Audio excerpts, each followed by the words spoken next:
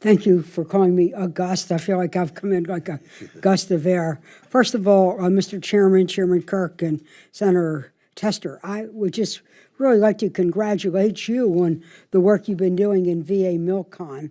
You've been proceeding with due diligence. You've had that usual sense of bipartisanship that's been characteristic of this committee, and both of you have been fighting like hell for our veterans. So I, just as the vice chair of the full committee, I really want to thank you for the job and do what I can to get you a juicy allocation. That's good, yeah. I would like to, first of all, say hello to Secretary McDonald and to his team here. I'm going to engage, though, in a bit of a Maryland question. First of all, Mr. McDonald, thank you for the job you've been doing, but you've got a big job, and I think you're finding that under every rock is another rock. And we found the same thing in Maryland. I asked the Inspector General of the VA to investigate claims that have come to my attention in my constituent area program. Allegations that somebody had mouth cancer and was not properly tubally fed, somebody who didn't get mental health appointments and then later committed suicide. It was not me to finger point, but to pinpoint, and the Inspector General came back with findings. Some are deeply troubling, that my own, the facilities in Maryland didn't follow the outpatient feeding policy, that they needed to comply with policies related to basic protocols on mental health services. But what the Inspector General did was come out with 9 specific recommendations. Rather than taking the time of the committee to read them, you know them, I have the report here now. Could you comment on it?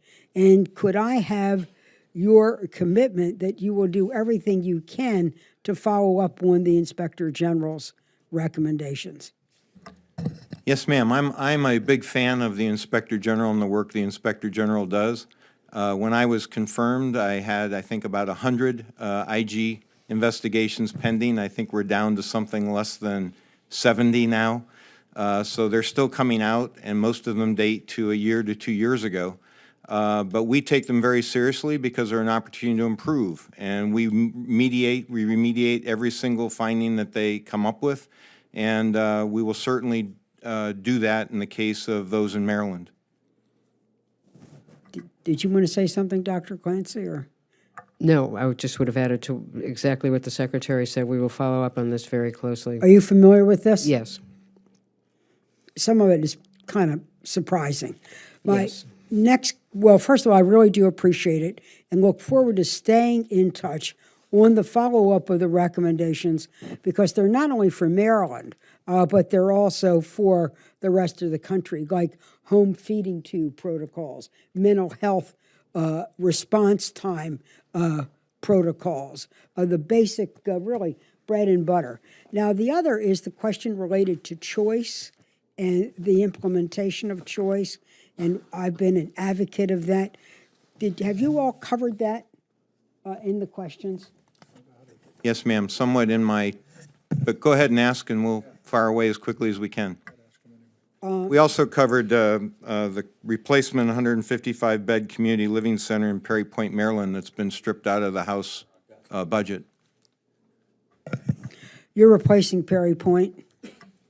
Yes, ma'am. We had in our 2016 budget money to replace the 155-bed community living center in Perry Point, and that was stripped out of the House markup.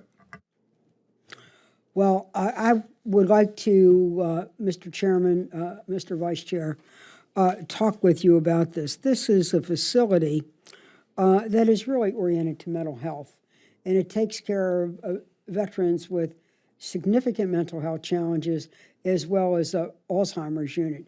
Some parts of that building are, oh my gosh, pre-World War I, and I won't ask the committee to come up, if the staff would, just to validate the need and the necessity for the MilCon request. I think it's a compelling need, and we'll talk about it. We do too. But on the choice card, I understand that, and it's a program that I supported to shrink the waiting list. but I understand of the 8.5 veterans that have been issued choice cards, only less than 1% have been authorized care at non-VA facilities. Could you give us the status of the choice program? Is it working the way we hoped? If it's not working, is it bureaucratic delay? What's the issue here? Because this was meant to be an opportunity for veterans who either were, like my Mountain County veterans, they're far away. I mean, the Eastern Shore, 9 counties. Particularly my rural. First, let me start, Senator, with the thought that community care is important to the future of VA. Currently today, even before the Choice Act, about 20% of our appointments are community care, meaning outside the VA. So this is very important to us. In the Choice Act, it's not yet worked the way we thought it would. We haven't had the number of veterans go outside the VA system and use community care. So what we've done is redefined the 40 miles, how you measure the 40 miles. It's driving distance now. We think that will double the number of veterans using the choice card. We think that's a big improvement. We're also looking at other improvements. We're doing marketing. We're doing websites. We have a public service ad. We're writing letters to veterans, making sure they understand the system, because many of the cards went out over the holidays, and admittedly, a lot of people don't look at their mail over the holidays, so some marketing is necessary. But we're looking at everything we can to maximize the impact of the Choice Act.